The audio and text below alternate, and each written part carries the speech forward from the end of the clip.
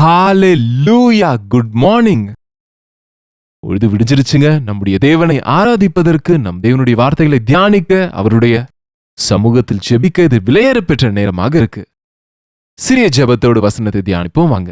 பரிசுத்தரே, உமக்கு நன்றி ஆண்டவரே. இன்னொரு முறை உம்முடைய பாத சமூகத்திலே காத்திருக்கிறோம். எங்கள் வாழ்க்கையிலே ஆண்டவரே, உம்மை கனப்படுத்துகிறவர்களாக, உமக்காக வாழ்பவர்களாக, உம்மாலே உயர்த்தப்படுகிறவர்களாக இருக்கும்படிக்கு உதவி செய்யுங்க என்று கிறிஸ்துவின் நாமத்தில் ஜெபிக்கிறோம் பிதாவே. ஆமென். ஆமாங்க, நம்ம வாழ்கிற வாழ்க்கை நாம் நம்பின தேவனை மகிமைப்படுத்துவதாக இருக்க வேண்டும். இன்றைக்கு அநேகர் உலகத்திலே பெரிய வாழ்க்கை வாழணும்னு விரும்புகிறாங்க. பெரிய காரியங்களுக்காக வாஞ்சிக்கிறாங்க. பெரியவர்கள் ஆனது போல காணப்படணும்னு பெரிய பெரிய வார்த்தைகளாலே இன்றைக்கு மீடியா இருக்குல்லங்க, ஹைப் என்பாங்க பாருங்க. இந்த மீடியாவை பயன்படுத்தி அட்வர்டைஸ் ஆகிவிட, எல்லாருக்கும் தெரியும்படிக்கு ஆவதற்கு அநேக முறை அநேக இடங்களில் அவங்க காணப்பட்டா நான் பெரியவன் ஆகிவிடுவேன் என்கிற விதத்தில், பெயர் பெருசு ஊரு சின்னது என்பது போல சிலர் ரொம்ப பெருமைகளை பேசுவாங்க. ஆனா அங்க ஒண்ணுமே இருக்காது. காலி டப்பா ரொம்ப சத்தம் போடுமாங்க, நிறை குடம் ததும்பாது. தேவனுடைய சமூகத்தில் நம்ம தாழ்மையுள்ளவர்களா இருக்கும்போது நம்மை நாம பெருமைப்படுத்த வேண்டிய அவசியம் இல்லை. பெருமைப்படுத்துவது அவருடைய வேலை, தாழ்த்துவது நம் வேலை. தன்னை தான் தாழ்த்துகிறவன் உயர்த்தப்படுவான், உயர்த்திக் கொள்கிறவன் தாழ்த்தப்படுவான் ஆண்டவர் சொன்னார்ல. அப்போஸ்தலர் நடபடிகள் 8ஆம் அதிகாரத்தில் 9ஆம் வசனத்தில் சீமோன் என்கிற மனுஷன் இருக்கிறான் பாருங்க. சீமோன் என்று பெயர் கொண்ட ஒரு மனுஷன் அந்த பட்டணத்திலே மாயவித்தைக்காரனா இருந்து தன்னை ஒரு பெரியவன் என்று சொல்லிக்கொண்டு சமாரியா நாட்டு ஜனங்களை பிரமிக்க பண்ணிக்கொண்டு இருந்தான். பாருங்க, என்னன்னு சொல்றது இவனே, எவ்வளவு பயங்கரங்க இது. செய்வது மாயவித்தை வேலை. மாயவித்தைன்னா என்னங்க? இருப்பது இல்லாதது போல, மாயம் மந்திரம் போல செய்வது, காண்பிப்பது. எனக்கு இன்னும் சின்ன வயது விஷயம் ஒண்ணு நினைவிருக்கு. சின்ன வயசுல ஏதோ பொருள் வாங்க சொல்லி அம்மா என்னை அனுப்பினா, வழியில டிக்கு டிக்குன்னு மாயவித்தை செய்து கொண்டிருந்தா எல்லாரும் அதை பார்த்து கொண்டிருக்கையில் நானும் போனேன். ஒரு டப்பால சில கற்களை போட்டு இப்படி இப்படி இப்படி ஆட்டினா அதுல இருந்து பணம் வெளியே விழுதுங்க. எப்பா, நான் அடிக்கடி அம்மா அப்பாவை காசு கேட்டா அவங்க கொடுக்க மாட்டாங்க. இந்த வித்தை என்னமோ கற்றுக்கொள்வோம் என்பது போல, சின்ன வயசுங்க, 8 to 10 years இருக்கும் ஒருவேளை, நினைத்தேன். ஆனா அந்த கொஞ்ச நேரத்தில் அது முடிந்தவுடன் அவர் ஒரு துணியை விரித்து எல்லாரையும் பணத்தை போட சொல்லுகிறாரு. எல்லாரும் அவங்களுடைய சில்லறைகளை கொஞ்சம் பணத்தை அவன் மேல இறக்கப்பட்டு அவன் செய்த அந்த வித்தைக்கு சந்தோஷப்பட்டவங்க கொஞ்சம் சில்லறை பணத்தை அதுல போடுறாங்க. எனக்கு புரியலங்க. வீட்டுக்கு வந்து அம்மாவிடம் கேட்டேன், அம்மா, கற்களை காசாக மாற்றுகிறானே, பின்ன ஏன் எல்லார்கிட்டயும் பணம் கேட்கிறான்? கற்களை எல்லாம் பணமாக்கிட்டா நிறைய பணம் இருக்குமே அவனிடத்துலன்னு இன்னசென்டா கேட்டங்க. அது மாய வித்தைடா, உண்மை கிடையாது. பார்த்தீங்களாங்க, கண்களுக்கு காணப்படுகிறதெல்லாம் நிஜம் இல்லைங்க. பிரமிக்க செய்கிறதெல்லாம் மாயை. ஏசு கிறிஸ்து இந்த உலகத்துக்கு வந்தபோது மாய வித்தைகள் செய்யலங்க அவரு. What he did was true. எனக்கு ஒரு அற்புத அடையாளத்தை காண்பி என்றான் ஏரோது. ஆனா ஆண்டவர் சொன்னாரு, முடியாது. பார்ப்பதற்காக ஒரு அடையாளத்தை, அற்புதத்தை ஆண்டவர் என்றைக்குமே செய்யல. உண்மையாக ஒரு ஊனமானவங்களை நடக்க வைத்தாரே தவிர ஊனருக்கு கால் வந்தது போல செய்யல. உண்மையாய் குருடரின் பார்வை கொடுத்தாரே தவிர அவங்களுக்கு கண்ணு தெரிஞ்ச மாதிரி இருந்து கண்கள் மூடி போனபடி செய்யலையே. இன்றைக்கு மாயங்கள், மந்திரங்கள், அட்வர்டைஸ்மெண்ட்கள் அதிகமாக உயர்த்தி கொள்வது என்பது உலகத்துல எப்போதும் அது இருக்கு. கிறிஸ்தவ உலகத்தில் கூட பார்க்கிறோங்க. ரொம்ப வேதனையான விஷயங்க இது. இந்த மாயவித்தைக்காரன் சமாரியாவில் மாயவித்தைகளை செய்து கொண்டு தான் யாரோ பெரியவன் என்று சொல்லிக் கொண்டு இருக்கிறான். தன்னைத்தான் சொல்லிக் கொள்ளுகிறவன் பெரியவனாகி விடுவானா? உன் பெருமையை நீயே சொல்லிக் கொண்டால் புத்தியினோங்க அது. ஒருவேளை ஒரு முறை நம்புவாங்க, 2 முறை நம்புவாங்க, சில முறை நம்புவாங்க. ஆனா உன்னுடைய காரியம் வெளியே வராம இருக்காது. இல்லாதது இருக்கிறது போல ஏன் சொல்லிக்கிறாங்க சொல்லுங்க? ஒண்ணுமே இல்லாவிட்டாலும் எத்தனையோ இருக்கிறது போல சொல்லிக் கொள்ளுகிற அநேகர் இன்றைக்கு நாங்க பார்க்கிறோம். ஒரு சின்ன வேலை செய்து கொண்டிருந்தாலும் நான் பெரிய கம்பெனியில வேலை செய்கிறேன் என்பாங்களே தவிர அந்த கம்பெனியில நான் ஒரு ஸ்வீப்பர், வாட்ச்மேன் என்று சொல்ல மாட்டாங்க. டைரக்டர் என்பது போல பேசுவாங்க. கம்பெனி பெயரை சொல்லுவாங்களே தவிர அவங்க வேலையை பத்தி சொல்ல மாட்டாங்க. இதுல என்ன இருக்குங்க? சின்ன வேலையா இருந்தா என்ன, பெரிய வேலையா இருந்தா என்ன? மனுஷங்க நம்மை நல்லவன் பெரியவன் என்று நினைத்தா என்ன இருக்கு? சரி, சின்ன வேலை செய்கிறான், கூலி வேலை செய்கிறான் என்பதில் என்ன போயிடும்? ஒன்னும் போகாது. என்னங்க?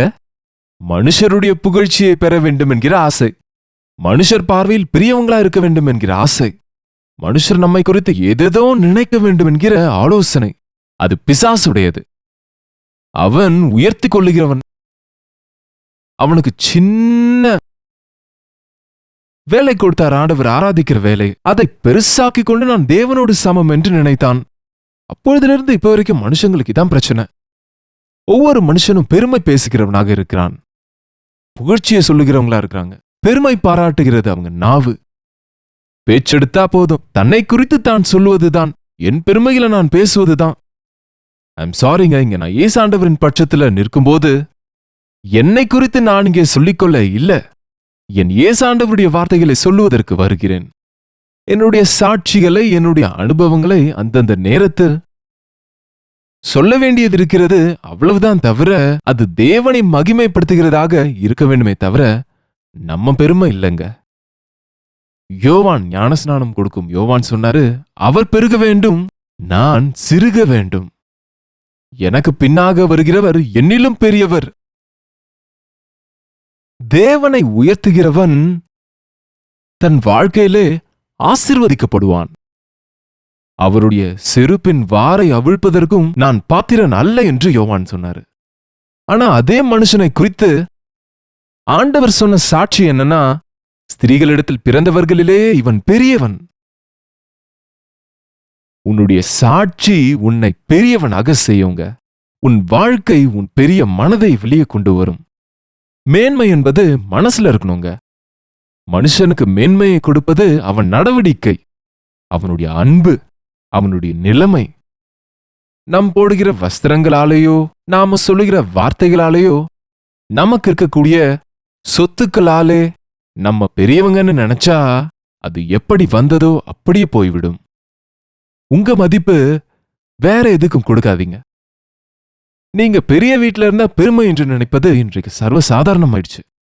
நான் பெரிய கார்ல வந்து இறங்கினா என்னை பெரியவங்க நினைப்பாங்கன்னு எக்ஸ்பென்சிவ் கார்ஸை வாங்கி வச்சுப்பாங்களாங்க.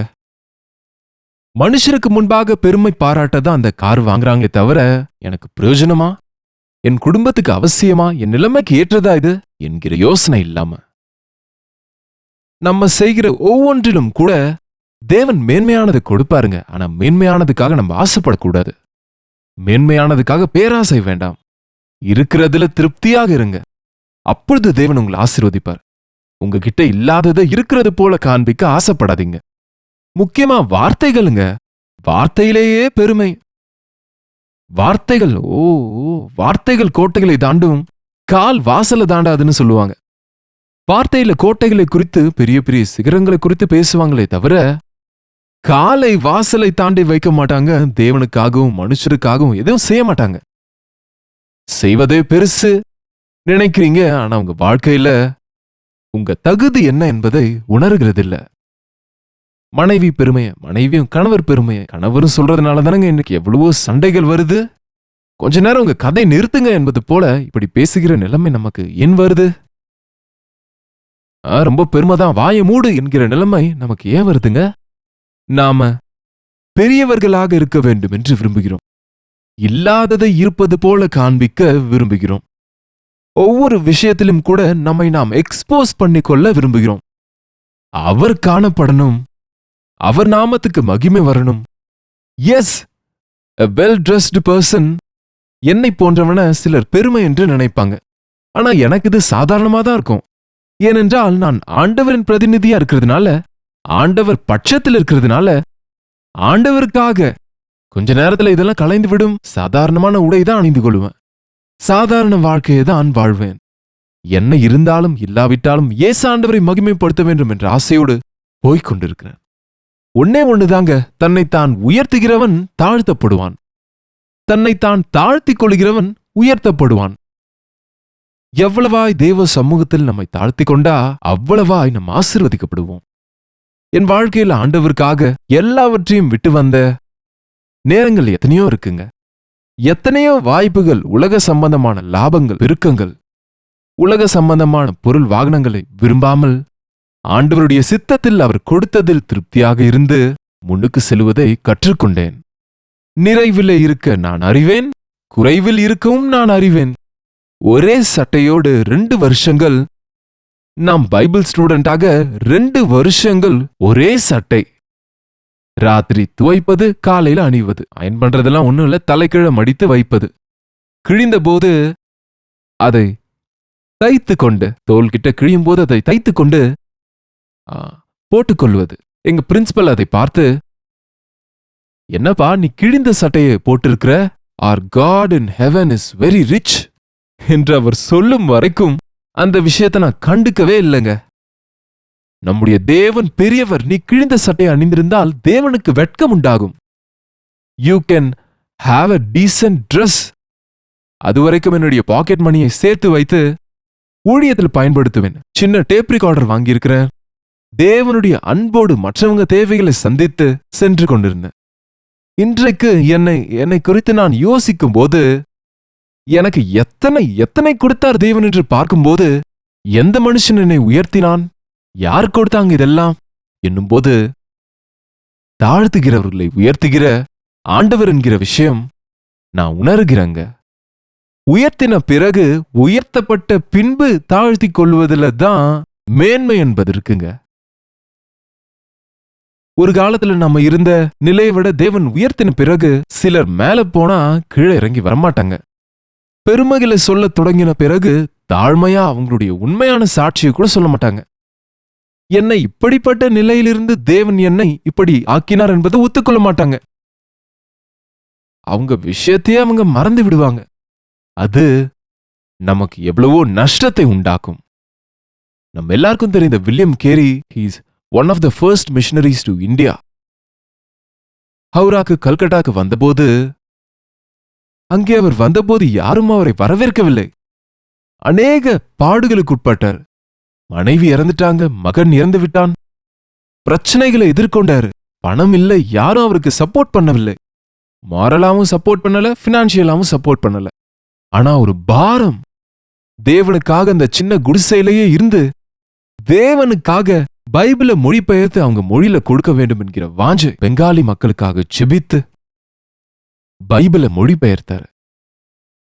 அங்கே காலேஜ்ல இங்கிலீஷ் லெக்சரராக அவர் வேலை செய்து கொண்டு, ஆஃப்டர்நூன் டைம்ல அவர் செருப்பு தைத்து கொண்டு, அது அவருடைய தொழில் இங்கிலாந்துல இருக்கும்போது, சாயங்காலத்திலே ஊழியம் செய்து கொண்டு சுவிசேஷத்தை சொல்லிக் கொண்டிருந்தார். ஒரு நாள் ஒரு சபையில் அவரை பிரசங்கிக்க அழைத்த போது, சபை மூப்பர் கொஞ்சம் கிண்டலாக, இப்பொழுது செருப்புகளை தைத்து விற்கிற வில்லியம் கேரி ஐயா நமக்கு வசனத்தை போதிப்பார் என்று அவர் சொன்னார். நாம இருந்தா எவ்வளவு கோபம் வரும்ல. அவர் தாழ்மையா ஸ்டேஜ் மேல வந்து, ஐயா என்னை குறித்து அதிகமா சொல்லிட்டாரு, நான் செருப்பை தைத்து விற்கிற அளவுக்கு பெரியவன் அல்ல, I am not a shoe maker, I am only a cobbler, செருப்புகளை ரிப்பேர் செய்கிறவன். எனக்கு புதிய செருப்பை தைத்து விற்கக்கூடிய நிலைமை கம்பெனி எனக்கு இல்ல. நான் ரோட்டு ஓரமாய் உட்கார்ந்து ஒரு குடையின் கீழே கிழிந்த செருப்புகளை தைத்து கொண்டு அந்த 10-20 பைசா வாங்குகிற பெரும் செருப்புகளை பழுது பார்க்கிறவன் மட்டும்தான் என்று தன்னுடைய நிலைமை ஒத்துக்கொண்டாராம். அதை கேட்டபோது தன்னை தாழ்த்த நினைத்தவர் தாழ நேர்ந்தது. தாழ்த்தி கொண்ட வில்லியம் கேரி மனசினாலே அநேகருக்கு, இப்பொழுதும் உங்களுக்கும் எனக்கும் கேட்ட அனைவருக்கும் ஆச்சரியத்தை உண்டாக்குகிறது. தாழ்த்திக் கொள்ளுவோம், ஆண்டவர் உயர்த்துவாரு. ஜெபம். பரிசுத்தரே, அன்புள்ள ஆண்டவரே, பெருமை பேசுகிற நாவிலிருந்து எங்களை விடுவீங்கப்பா. பிசாசு பெருமை பாராட்டுகிறவன் என்று கடைசி நாட்களில் பெருமையுள்ளவர்கள் அநேகம் இருப்பார்கள் என்ற வார்த்தையை நாங்கள் வாசிக்கும் போது எங்களை குறித்து நாங்கள் பேசிக்கொண்டு பெருமைப்படுகிற நிலைமையில் நாங்கள் இல்லாமல் நாங்கள் என்னவா இருக்கிறோமோ அது உம்முடைய கிருபையினால் என்கிற விஷயத்தை உணர்ந்து உம்முடைய சமூகத்தில் தாழ்த்திக் கொண்டு உம்முடைய நாமத்தை மகிமைப்படுத்துகிற வாழ்க்கையை வாழ்ந்து அவரின் வாழ்விலே பெருக வேண்டும், நான் சிறுக வேண்டும் என்கிற வார்த்தையை வாழ்க்கையிலே பின்பற்றிக் கொண்டு எனக்குள் மேன்மை ஏதாவது இருந்தால் அது ஆண்டவருடையது, எனக்குள் அருவருப்பானது இருந்தால் அது என்னுடையது. என் பலவீனங்கள் எல்லாவற்றையும் ஆண்டவர் பலனாய் மாற்றியிருக்கிறதுனால அவருக்காக நான் வாழ்கிறேன் என்ற உடைந்த நொறுங்கிய இருதயத்தோடு வாழ எங்கள் ஒவ்வொருவருக்கும் உதவி செய்யும்படிக்கு கிறிஸ்துவின் நாமத்தில் ஜெபிக்கிறோம் நல்ல பிதாவே, ஆமென். நம்முடைய பிதாவாகிய தேவனுடைய அன்பும் குமாரனாகிய இயேசு கிறிஸ்துவின் கிருபையும் பரிசுத்த ஆவியானவருடைய அந்யோன்யமும் ஐக்கியமும் கூடி வந்திருக்கிற நம் அனைவருக்கும் இப்பொழுதும் சதா காலமும் துணையா இருப்பதாக, ஆமென். தேவனுக்கு ஸ்தோத்திரம். உங்களுடைய ஜெப விண்ணப்பங்களையும் பாரங்களையும் எங்களுக்கு நீங்க தெரியப்படுத்த 8939801234 என்கிற நம்பருக்கு ஒரு டெக்ஸ்ட் அல்லது வாய்ஸ் மெசேஜ் வாட்ஸ்அப் பண்ணுங்க. ஆண்டவர் நிச்சயமா நம்ம ஜெபங்களுக்கு பதில் கொடுப்பாருங்க. டாக்டர் ஜே பால் யூடியூப் சேனல் சப்ஸ்கிரைப் பண்ணுங்க, லைக் பண்ணுங்க. உங்க பெயரும் ஊரும் கமெண்ட் செக்ஷன்ல டைப் பண்ண மறந்து விடாதீங்க.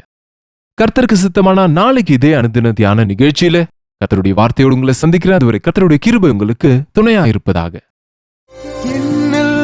அடங்காத ஸ்தோத்திரம் தேவா என்றென்றும் நான் பாடுவேன். என்னில் அடங்காத ஸ்தோத்திரம் தேவா என்றென்றும் நான் பாடுவேன். ஹalleluya. தேவனுக்கு ஸ்தோத்திரம். பெங்களூருவை சுற்றி இருக்கிற பகுதியில் இருக்கிற உங்களுக்கு நற்செய்தி.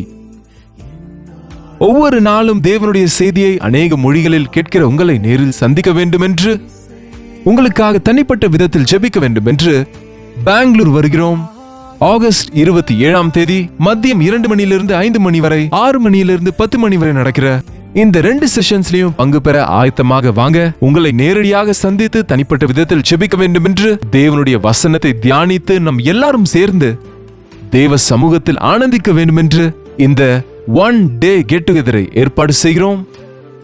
வாங்க, குடும்பமாக புறப்பட்டு வாங்க. தேவ சமூகத்தில் நாம் அனைவரும் சேர்ந்து தேவனுடைய வசனத்தை தியானிப்போம், அவரை ஆராதிப்போம். இன்னும் முக்கியமாக உங்களுடைய சாட்சிகளை கேட்கவும் உங்களுக்காக ஜெபிக்கவும் நான் எவ்வளவோ வாஞ்சையோடு இருக்கிறேன். சோசியல் மீடியா மூலம், தொலைக்காட்சியின் மூலம் வசனம் கேட்கும் உங்களை நேரடியாக பார்த்து பலப்படுத்த எவ்வளவோ வாஞ்சையோடு இருக்கிறோம். தவறாம வாங்க. பெங்களூருவில் ஹட்சன் கம்யூனிட்டி சென்டரில் CSI காம்பவுண்டில் இந்த 1 day get together நடைபெறுகிறது. மேலும் விவரங்களுக்கு 8939393939 என்னும் நம்பருக்கு நீங்க கால் பண்ணுங்க, அல்லது ஸ்கிரீன்ல இருக்கிற இந்த நம்பருக்கு நீங்க வாட்ஸ்அப் அனுப்புங்க. லிங்க் உங்களுக்கு அனுப்புவாங்க. கண்டிப்பா வருவீங்கல்ல?